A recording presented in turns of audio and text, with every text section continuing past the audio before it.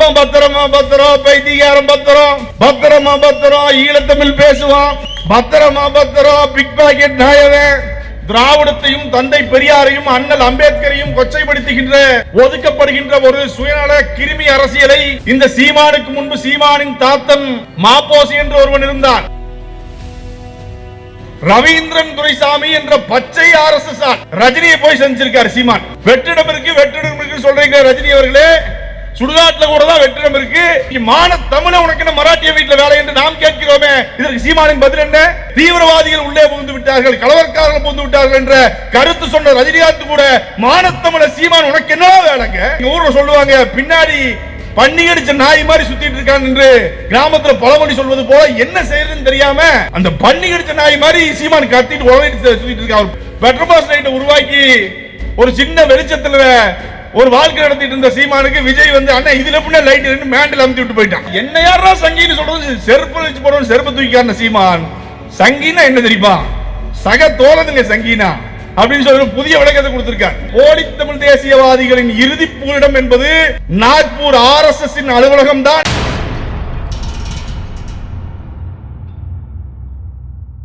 அல்தாப் பழனி பாபா அவர்கள் கூறுவார், இந்த மண்ணில் எவனெல்லாம் தந்தை பெரியாரையும் அண்ணல் அம்பேத்கரையும் ஏற்றுக்கொள்ளாமல் அரசியல் செய்கின்றானோ அவனை ஒருபோதும் இந்த மக்கள் ஏற்றுக்கொள்ளக் கூடாது, அவன் செய்வது சுயநல அரசியல் என்று பல்வேறு மேடைகளில் ஐயா பழனி பாபா அவர்கள் தொடர்ச்சியாக முழங்கி வந்திருக்கின்றார். இங்கே தமிழ்நாட்டிலே தலைவர் பிரபாகரனை ஏற்றுக்கொண்டேன், தலைவர் பிரபாகரனை பின்பற்றுகிறேன் என்ற பெயரிலே கடந்த 14 ஆண்டுகளாக திராவிடத்தையும் தந்தை பெரியாரையும் அண்ணல் அம்பேத்கரையும் கொச்சைப்படுத்துகின்ற ஒதுக்கப்படுகின்ற ஒரு சுயநல கிருமி அரசியலை, பார்ப்பனியத்தின் அடிவழி அரசியலை தொடர்ச்சியாக இந்த மண்ணிலே சீமான் போன்ற ஆட்கள் செய்து கொண்டிருக்கின்றார்கள். திராவிடம் வேறு, போலி திராவிடம், திருட்டு திராவிடம் என்று இந்த மண்ணில் ஒடுக்கப்பட்டு கிடந்த இந்த மண்ணில் கல்வியற்று கிடந்த நம்மை போன்ற அடிமைப்பட்டு கிடந்த பார்ப்பனை அடிமைப்பட்டு கிடந்த மக்களை எல்லாம் கல்வி அறிவு பெற வேலை வாய்ப்பு பெற வைத்து இந்த மண்ணுக்காக போராடிய, அடிப்படை உரிமைகளுக்காக போராடி நமக்கான உரிமைகளை பெற்றுக் கொடுத்தது திராவிடம் இயக்கங்கள் என்பதை மறைத்து திராவிடம் என்ற பெயரே போலியானது, திராவிடம் என்பதே ஒரு மோசடியானது என்பதை போன்ற தொடர்ச்சியான செயல்களில் இந்த மண்ணிலே செய்து கொண்டிருந்தார்கள். இந்த சீமானுக்கு முன்பு சீமானின் தாத்தன் மாப்போசி என்று ஒருவன் இருந்தான். அந்த மாப்போசி இதே போல்தான் பெரியாரை எதிர்த்து, திராவிடத்தை எதிர்த்த ஒரு தமிழ் தேசியம் என்ற பெயரிலே வலதுசாரி தமிழ் தேசியத்தை, பார்ப்பனிய கால்வரடி தமிழ் தேசியத்தை இந்த மண்ணிலே நிகழ்த்தி கொண்டிருந்தார். ஈழத்தின் விடுதலைக்காக திராவிட இயக்கத்தை சார்ந்தவர்கள் அடைந்த துன்பங்களும் அடைந்த சிறைகளும் சொல்லி மாறாது.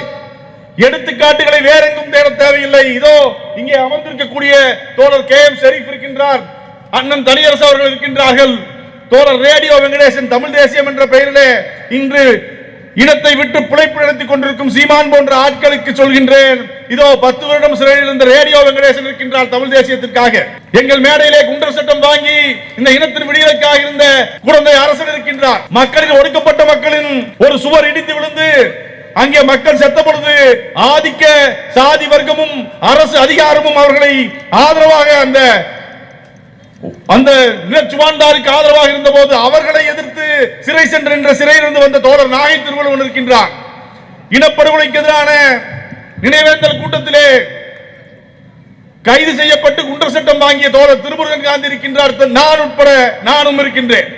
நாங்கள் எல்லாம் தமிழ் தேசியத்தை ஏற்றுக்கொண்டவர்கள், திராவிடத்தையும் ஏற்றுக்கொண்டவர்கள், அண்ணல் அம்பேத்கரை ஏற்றுக்கொண்டவர்கள், பெரியாரை ஏற்றுக்கொண்டவர்கள், தலைவர் பிரபாகரனை ஏற்றுக்கொண்டவர்கள். இவர்களை மூவரையும் தனித்தனியாக பிரித்து எவன் அரசியல் செய்கின்றானோ அவன் தன் சுயலாபத்திற்காக, தன் சுய வளர்ப்புக்காக, தன் சுய வாழ்வுக்காக அரசியலை பிழைப்பாக செய்து கொண்டிருக்கின்றான் என்று அர்த்தம். அதுதான் அர்த்தம். ஆனால் எந்த அரிச்சுவடும் தெரியாமல் திராவிட இயக்கம் செய்தது என்ன? திராவிடம் என்பது மாயை என்று கூறிக்கொண்டிருக்கின்றார்கள். அண்ணன் கொளத்தூர் மணி, அண்ணன் கு ராமகிருஷ்ணன் அவர்கள் வெளியே தெரிந்தவர்கள்.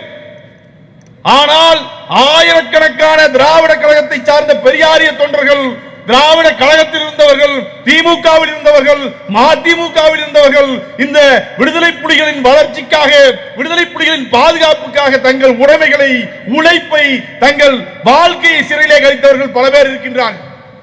ஆனால் எந்த அரிச்சுவடையும் தெரியாமல் தமிழ் தேசியம் ஏதோ விடுதலை புலிகளுக்கு போய் நின்றது போல தமிழ் தேசியம் என்பது தமிழரசன் பேசியது தமிழ் தேசியம், அது சாதி ஒழிப்பு தமிழ் தேசியம், அது தந்தை பெரியாரை திராவிடத்தை ஏற்றுக்கொண்ட தமிழ் தேசியம். அந்த தமிழ் தேசியத்தின் வெளிவந்தவர் தான் தோழர் ரேடியோ வெங்கடேசன் போன்றவர்கள், தோழர் தமிழரசன் போன்றவர்கள்.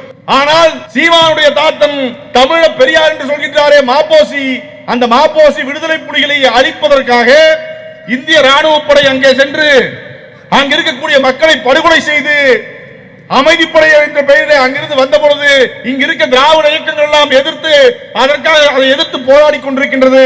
தமிழ் தேசியம் என்ற பெயரில் இருந்த மாப்போசி அவர்கள் இந்திய அங்கிருந்து துரத்தப்பட்ட இந்திய அமைதிப்படையை இங்கே வரவேற்று நின்று அவர்களுக்கான வரவேற்பை கொடுத்த தமிழ் தேசிய இயக்கம் தான் சீமான் சொல்கின்ற மாப்போசி என்ற தமிழ் தேசியம்.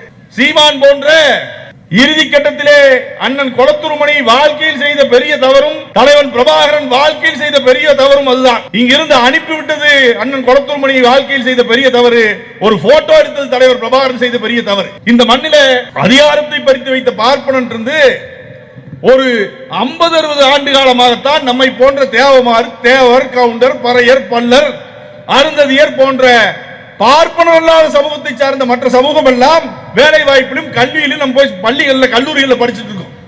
ஆனால் 60 ஆண்டுகளுக்கு முன்னால் இந்த திராவிட இயக்கம் வரும் வரை, நீதி கட்சி ஜஸ்டிஸ் பார்ட்டி ஆட்சிக்கு வரும் வரை ஒருவன் மருத்துவ படிப்பு வேண்டும் என்றால் நீ சமஸ்கிருதம் படிச்சிருக்கணும். நமக்கும் சமஸ்கிருதத்துக்கும் என்ன சம்பந்தம்? நம்ம எப்படி படிக்க முடியும்? முதல்ல சமஸ்கிருதம் அது பார்ப்பன் என்ற ஐயங்காருக்குரிய மொழியாக இருக்கின்றது. அதற்கும் மீதி சமூகத்தில் இருக்கக்கூடிய 97% இருக்கக்கூடிய தாழ்த்தப்பட்ட பிற்படுத்தப்பட்ட மக்களாக நமக்கும் அதுக்கும் என்ன சம்பந்தம்? ஆனா அப்படி ஒரு வரையறை வச்சிருந்தான். நம் சாதியை நம் சமூகத்தை சார்ந்தவர்கள் எல்லாம் கல்வி கற்க வேண்டும் என்றால் மனு தர்மத்திலே நம் காதிலே ஈயத்தை காட்சி ஊத்துன்னு வச்சிருந்தான். நாம் கல்வி கற்க கூடாதுன்னு வச்சிருந்தான். நாம் வேலை செய்ய கூடாதுன்னு வச்சிருந்தான். ஆனால் அதையெல்லாம் உடைத்து அனைவருக்குமான கல்வியை பொதுவாக்கி, அனைவருக்குமான வேலை வாய்ப்பை பொதுவாக்கி, இடஒதுக்கீட்டை பெற்றுத்தந்து இந்த மண்ணில் நாமெல்லாம் இன்று ஒரு மானத்தோடு மான உணர்வோடு தன்மானத்தோடு இந்த கூட்டத்தில் நின்று கேட்டுக் கொண்டிருக்கின்றோம், பேசிக் கொண்டிருக்கின்றோம் என்றால் இதற்கெல்லாம் அடி வேறாக இருந்தது அண்ணல் அம்பேத்கரும் தந்தை பெரியாரும் என்பதை மாறுதட்டி சொல்லிக் கொண்டிருந்தேன். ஆனால் இவர்களை மறைக்கின்ற வேலையை தொடர்ச்சியாக செய்து கொண்டிருக்கின்றார். இந்த திராவிடம் என்ற இயக்கமும் தமிழ் தேசியம் என்ற திராவிடத்தை ஏற்றுக்கொண்ட தமிழ் தேசியம் என்ற இயக்கங்கள் ஒன்று கூடிதான் இந்த பார்ப்பனியம் என்ற கட்டமைப்பை அடித்து உடைத்து நமக்கான வாழ்க்கையின் வழிவகைகளை விடுதலையை செய்து கொடுத்தது. ஆனால் இதை மூடி மறைக்கின்ற வேலையை தொடர்ச்சியாக சீமான் போன்ற ஆட்கள் செய்து கொண்டிருக்கின்றார்கள். எப்படி? என்னைக்கு இருந்தாலும் பொய் ஒரு நாள் வெளிப்பட்டே தீரும் என்பதை போல 2014ஆம் ஆண்டு என் கண்ணால் குருமூர்த்தியும் மறந்து போன தடா சந்திரசேகரும் சீமானும் கிரீன் பார்க் ஹோட்டல் இந்த நாம் தமிழர் கட்சி என்ற பெயர் வாங்குவதற்காக தினத்தந்தியின் அதிபரிடம் பேசியதை என் கண்ணால் பார்த்த பிறகு அந்த கட்சியில் வெளியேறி அன்றிலிருந்து இன்று வரை சீமான் திராவிடத்தை வீழ்த்துவதற்காக பார்ப்பனியத்தின் கருவியாக செயல்பட்டுக் கொண்டிருக்கின்றார், RSS அடிவரியாக செயல்பட்டுக் கொண்டிருக்கின்றார் என்று கூட்டம் கூட்டமாக பேசிக் கொண்டிருக்கின்றோம். இன்று அது வெளிவந்திருக்கின்றது. எப்படி வெளிவந்திருக்கின்றது? ரவீந்திரன் துரைசாமி என்ற பச்சை RSS மேடை மேடையாக RSS புகழ்ந்து பேசக்கூடிய ரவீந்திரன் துரைசாமி என்ற பச்சை RSS ஆளை கூட்டிக் கொண்டு போய் ரஜினியை போய் சந்திச்சிருக்காரு சீமான். இதுக்கு மேல என்ன பேசினாரு? வெற்றிடம் இருக்கு சொல்றீங்க ரஜினி அவர்களே, சுடுகாட்டுல கூட தான் வெற்றிடம் இருக்கு என்று ரஜினியை பத்தி பேசிய சீமான், மராட்டியனுக்கு என்னடா மான தமிழகத்தில் வேலை என்று கேட்ட சீமான், இன்னைக்கு மான தமிழ உனக்கு என்ன மராட்டிய வீட்டில் வேலை என்று நாம் கேட்கிறோமே, இதற்கு சீமானின் பதில் என்ன? பச்சையாக அங்கே படுகொலை நடந்த தூத்துக்குடியிலே படுகொலை நடந்த பொழுது நாம் எல்லாம் பதறி துடித்த பொழுது எதிர்த்து நின்ற பொழுது அந்த ஸ்டெர்லைட் படுகொலைக்கு அந்த படுகொலை செய்த காவல்துறைக்கு ஆதரவாக நின்று தீவிரவாதிகள் உள்ளே புகுந்து விட்டார்கள், கலவரக்காரர்கள் புகுந்து விட்டார்கள் என்ற கருத்து சொன்ன ரஜினிகாந்த் கூட மானத்தமிழ சீமான் உனக்கு என்ன வேலைங்க? ரஜினியுடைய வீட்டில் உனக்கு என்ன வேலை? இந்த ஒரு பழமொழி இருக்கு எங்க ஊர்ல எல்லாம், இந்த விஜய் வச்சு ஏதாவது ஒரு கேம் ஆடலாம், விஜய் வச்சு அதை கைப்பற்றி ஏதாவது அரசியல் நடத்தலாம் என்று நினைத்துக் கொண்ட சீமானுக்கு திராவிடமும் தமிழ் தேசியமும் இரு கண்கள் என்று விஜய் வெளிப்படையாக சொன்னவுடன் சீமானுக்கு எங்க ஊர்ல சொல்லுவாங்க, பின்னாடி பண்ணி அடிச்ச நாய் மாதிரி சுத்திட்டு இருக்கான் என்று கிராமத்துல பழமொழி சொல்வது போல என்ன செய்யறதுன்னு தெரியாம அந்த பண்ணி கடிச்ச நாய் மாதிரி சீமான் கத்திட்டு உலகிட்டு சுத்திட்டு இருக்கா ஒரு 15-20 நாளா. ரஜினி பார்க்க வேண்டிய அவசியம் என்ன? ரஜினிக்கு என்ன இருக்குது? இப்ப ரஜினி நீங்க இப்ப சீமான்ட்ட கேட்கறது ஒன்னே ஒண்ணுதான். ரஜினி வீட்டுக்கு போய் நீங்க ஆதரவு கேட்டு ரஜினி உங்களுக்கு ஆதரவு வந்து என்ன ஆக போகுது? ரஜினி என்ன ஆக போகுது? ரஜினிக்கு 74 வயசாச்சு. ரஜினியை ஃபாலோ பண்ண ஒரு கூட்டம் ஒரு 30 ஆண்டுகளுக்கு முன்னாடி இருந்துச்சு. ரஜினி சிகரெட் குடிக்கிறத பார்த்து சிகரெட் குடிச்ச ஒரு 40% பேரு கேன்சர்ல செத்து போயிட்டாரு. ரஜினியோட சொந்தக்காரங்க, ரஜினியோட ரசிகர் பூரா. மீதி ரஜினி ஸ்டைலா தண்ணி அடிக்கிறத பார்த்து தண்ணி அடிச்சவன் லிவர் சிரோசிஸ் செத்து போயிட்டான். மீதி ரஜினி மாதிரியே ஸ்டைல் பண்ணு நினைச்சிட்டு மெண்டலாய் பாதி பேர் சுத்திட்டு இருக்காங்க. இப்போ நீ யோசிச்சு பாருங்க, ஒரு மெண்டல் பேசுறது சீமான் பேசுறதே ஒண்ணும் புரியாது. இந்த 2 மெண்டல் சேர்ந்து ஒரு வீட்டுல என்ன பேசிருப்பாங்க யோசிச்சு பாருங்க. என்ன தமிழ் தேசியத்தை பத்தி பேசியிருப்பாங்க, என்ன திராவிடத்தை பத்தி பேசியிருப்பாங்க, என்ன எதிர்கால அரசியலை பத்தி பேசியிருப்பாங்க, இவர்களுக்கான என்ன அரசியலை பேசியிருக்காங்க யோசிச்சு பார்க்கணும். ஒன்னே ஒண்ணுதான், இந்த 14 வருஷமா சீமான் அவர்கள் ஒரு போலி பிம்பத்தை உருவாக்கி பொய்யா புரட்டு செய்து ஒரு பெட்ரோமாஸ் லைட்டை உருவாக்கி ஒரு சின்ன வெளிச்சத்துல ஒரு வாழ்க்கை நடத்திட்டு இருந்த சீமானுக்கு விஜய் வந்து அண்ணா இதுல புண்ண லைட் இருந்து மேண்டில் அமுத்தி விட்டு போயிட்டான். அப்ப என்ன பண்றதுன்னு தெரியாம அரசியல் காலி ஆகி போச்சு. இனி முடிச்சு நம்ம கதை, இனி போய் ஆர்எஸ்எஸ் தஞ்சம் அடைஞ்சிருவோம். இதனால நம்ம சொல்லிட்டு இருந்தோம் இல்ல, நானே ஆர்எஸ்எஸ் தான் அப்படின்னு சீமான் போயிட்டார். என்ன பண்ண 2 வருஷத்துக்கு முன்னாடி எவன்டா என்ன யாரா சங்கின்னு சொல்றது, செருப்பு வச்சு போடுவோம், செருப்பு தூக்கிக்காரன சீமான். சங்கின்னா என்ன தெரியுமா?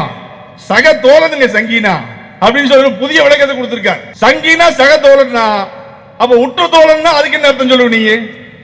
உற்ற தோழனுக்கு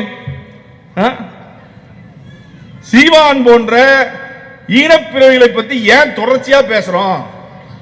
என்னடா இவங்க எப்ப பார்த்தாலும் சீமான் சீமான்ட்டே இருக்காங்க அப்படின்னா, ஒரு பஸ்ல நீங்க போவீங்க, வடிவேல் இருப்பாரு, பஸ் கண்டக்டரா இருப்பாரு. அவர் வண்டியார் முதல் நாளே என்ன பண்ணுவான், பிக் பாக்கெட்டு பேக் எடுத்துட்டு போயிடுவான். அப்ப மறுநாள் இருந்து மக்கள் பாதுகாப்புக்காக வடிவேல் பாடிட்டே இருப்பார். பத்திரமா பத்திரம், கை காசு பத்திரம், பத்திரமா பத்திரம், நகநட்டு பத்திரம் அப்படின்னு பாடிட்டு இருக்க மாதிரி நாங்களும் என்ன எங்க பேக சீமான்ட்டு அத்துட்டு போயிட்டான் பல வருஷத்துக்கு முன்னாடியே. இப்போ உங்களை எல்லாம் பாதுகாக்கிறதுக்காக நாங்க என்ன பண்ண வேண்டியது இருக்கு? பத்திரமா பத்திரம், பைத்தியாரம் பத்திரம், பத்திரமா பத்திரம், ஈழத்தமிழ் பேசுவான், பத்திரமா பத்திரம், பிக் பாக்கெட் நாயவே அப்படின்னு பாட வேண்டிய தேவை எங்களுக்கு இருக்கு. நாம் இது போன்ற இளைஞர்களை தவறாக வழிநடத்தக்கூடிய ஆட்களில் இருந்து அந்த இளைஞர்களை காப்பாற்ற வேண்டிய கடமையும் தேவையும் நமக்கு இருக்கு. இல்லைனா நம்முடைய எதிர்கால சந்ததிகளின் அரசியல் முற்றும் பாழாய் போய்விடும்.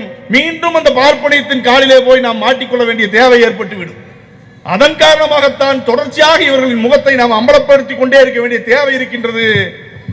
இந்த போலி தமிழ் தேசியவாதிகளின் இறுதி பூரிடம் என்பது நாக்பூர் RSS அலுவலகம் தான் என்பதை மீண்டும் ஒரு போலி தமிழ் தேசிய வேடத்திலே சுற்றித் திரிந்த நாய் ஒன்று எலும்பு தின்பதற்காக கொண்டு போய் RSS ரஜினியின் வீட்டிலே நின்று தன்னை மீண்டும் ஒருமுறை நிரூபித்திருக்கின்றது. பல இளைஞர்கள் ரஜினி இந்த சீமானின் செயலை கண்டு தினம் தினம் நான் பார்க்கின்றோம், அந்த அமைப்பிலிருந்து வெளிவந்து கொண்டே இருக்கின்றார்கள்.